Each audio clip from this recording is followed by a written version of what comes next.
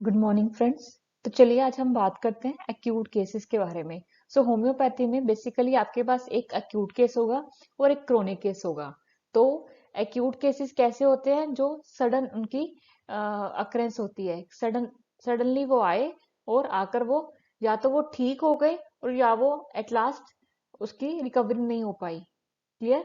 सो acute cases में ये होता है। वीडियो को स्टार्ट करते हैं।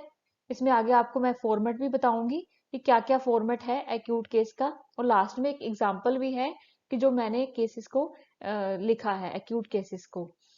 वीडियो को लास्ट तक जरूर देखिएगा, और वीडियो अच्छी लगे तो उसको लाइक और शेयर जरूर कर दीजिएगा। और आप मेरे चैनल पर नए हैं तो प्लीज इसको सब्सक्राइब कर देना। तो स्टार्ट करते हैं हम वीडियो को एक्यूट केसेस के बारे में। फर्स्ट ऑफ ऑल आ जाता है रजिस्ट्रेशन नंबर।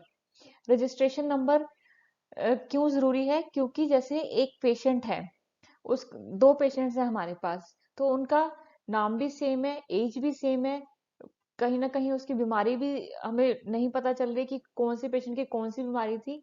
तो हमारे पास एक रजिस्ट्रेशन नंबर होता है जो पेशेंट का हमें पता होगा, तो हमें पता चल जाएगा कि ये पेशेंट किस बीमारी का है और ये पेशेंट कौन सा है। Clear? Then name of the patient. Patient को हमेशा हमने नाम से बुलाना है, always call the patient by the name, कि उसकी वो आइडेंटिटी है, वो आइडेंटिटी हमने उसको उससे नहीं छीननी। Clear? So name of the patient is very important. Age. Age क्यों इंपॉर्टेंट है? क्योंकि कोई बीमारी जो है वो किसी एज में ज्यादा होती है और कोई बीमारी किसी एज में ज्यादा होती है। फॉर एग्जाम्पल, बीपीएच की प्रॉब्लम है, बिनाइन प्रोस्टेट हाइपरप्लेसिया, तो ये condition above the age of 50 years के बाद आती है मेल्स में। क्लियर? 50 इयर्स से कम वालों में वो कम देखने को मिलती है, तो 50 इयर्स के बाद वाले केसेस में ज्यादा होती है ये। क्लियर? Then sex. कुछ बीमारियां जो होती हैं वो मेल्स में ज्यादा होती हैं और कुछ फीमेल्स में ज्यादा होती हैं। तो इससे हमें, जो पेशेंट हमारे पास आ रहा है, तो उससे हमें पता चल सकता है कि हाँ, ये हो सकती है इसमें कंडीशन। Then religion. रिलीजन से हमें क्यों देखना जरूरी है? क्योंकि रिलीजन के अकॉर्डिंग हेल्थ प्रैक्टिसेस चेंज होती हैं, हेल्थ हैबिट्स चेंज होती हैं। तो ये हमें इंडिकेट कर देता है कि हाँ, पेशेंट में ये हेल्थ हैबिट्स हो सकती है जिसके कारण ये पेशेंट में ये भी प्रॉब्लम आ सकती है। क्लियर? Then address. एड्रेस क्यों जरूरी है? क्योंकि कहीं पर वाटर बोर्न डिजीजेज ज्यादा है, कहीं पर एयर बोर्न डिजीजेज ज्यादा है। पेशेंट कहीं इन्फेक्शन वाले इलाके में तो नहीं रह रहा कि जहाँ पर इन्फेक्शन जल्दी से जल्दी होती है। क्लियर? या कोई मार्केट के नजदीक तो नहीं रह रहा, कोई फिश मार्केट के नजदीक तो नहीं रहना। तो ये एड्रेस इसमें जरूरी हो जाता है। Then occupation. ऑक्यूपेशन क्यों जरूरी है? क्योंकि कुछ जो बीमारियां होती हैं वो ऑक्यूपेशन के कारण होती हैं। हम उसको बोलते हैं occupation health hazards. So like limb strain है, बैक स्ट्रेन है, तो वेरिकोज वेन्स इसमें बहुत अच्छी एग्जांपल आ जाएगी। वेरिकोज वेन्स, जो जिनकी आर्मी ऑफिसर्स हैं वो सारा दिन खड़े रहते हैं, तो उनमें वेरिकोज वेन की कंडीशन ज्यादा होने के चांसेस होते हैं। तो ये ऑक्यूपेशन हेल्थ हजार्ड्स में आ जाता है। क्लियर? जहां पर ओवर लिफ्टिंग ज्यादा होती है वहां पर बैक पेन ज्यादा होने की संभावना ज्यादा होती है। क्लियर?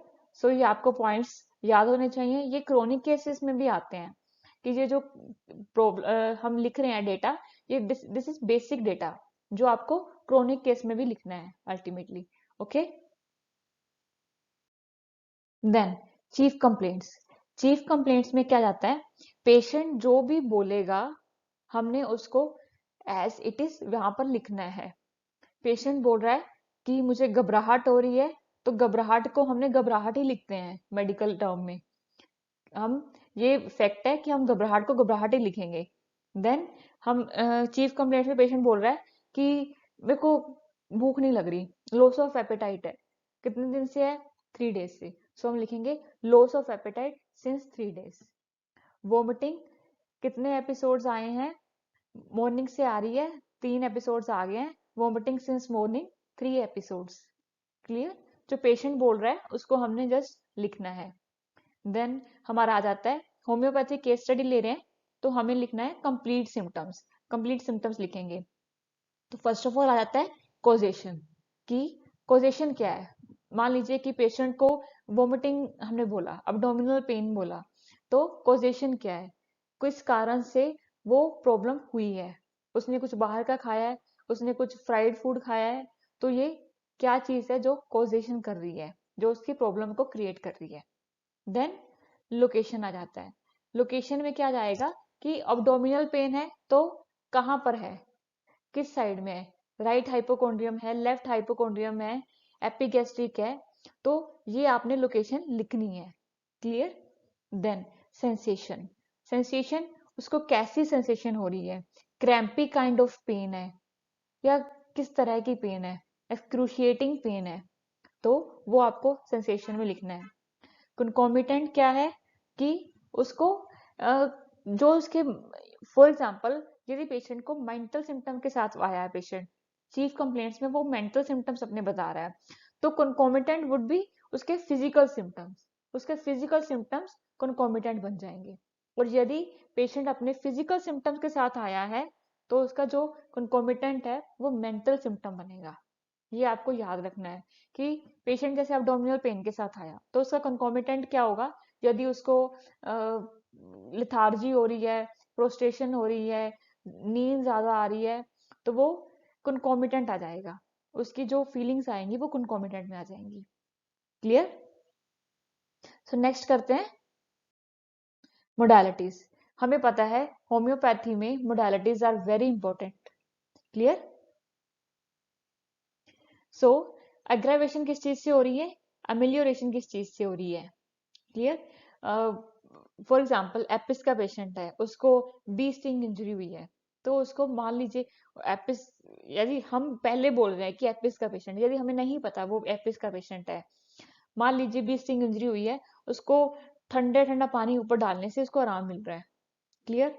तो वो एपिस की ओर इंडिकेट करेगा, ऑल्दो हमें पूरी हिस्ट्री लेनी पड़ेगी, फिर ही हम बता पाएंगे कि वो एपिस का पेशेंट है भी या नहीं है। क्लियर। सो एग्रावेशन किस चीज से हो रही है, अमेलियोरेशन किस चीज से हो रही है, वो मोडालिटीज में आ जाएगा। क्लियर। देन आ जाता है associated complaints.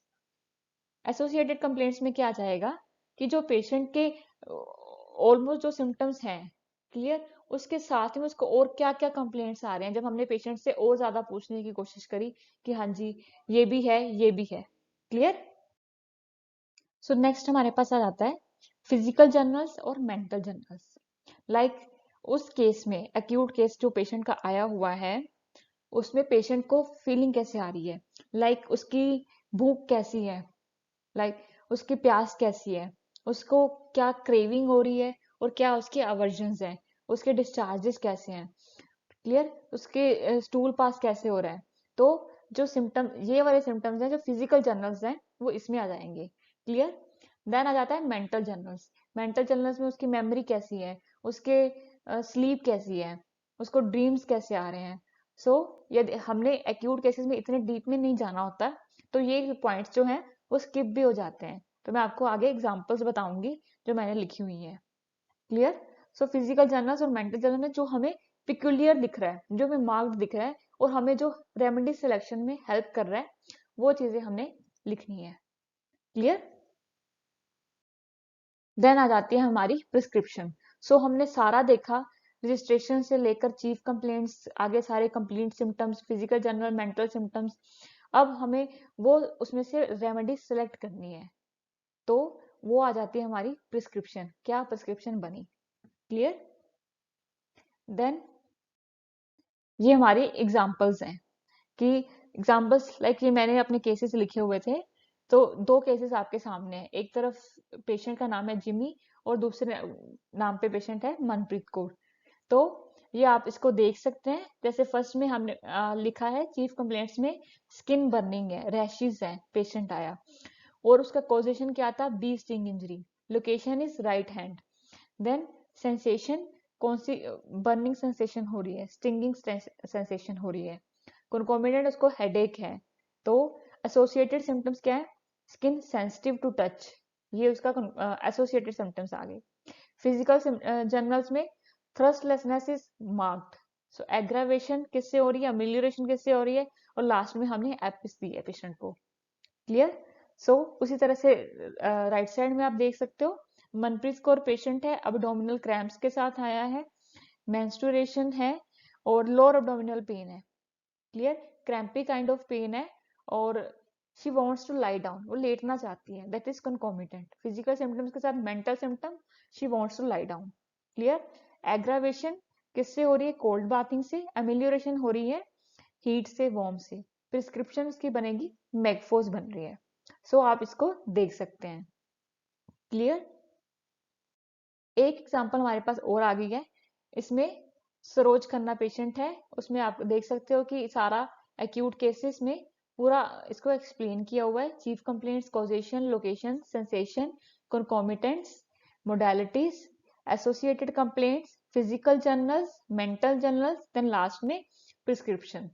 So this was all about the acute cases. आपको वीडियो अच्छी लगे तो इसको लाइक जरूर करना और अपने फ्रेंड्स के साथ शेयर करना ताकि उनको भी हेल्प मिल सके कि acute cases को कैसे लिखते हैं। So thank you so much. Thank you very much.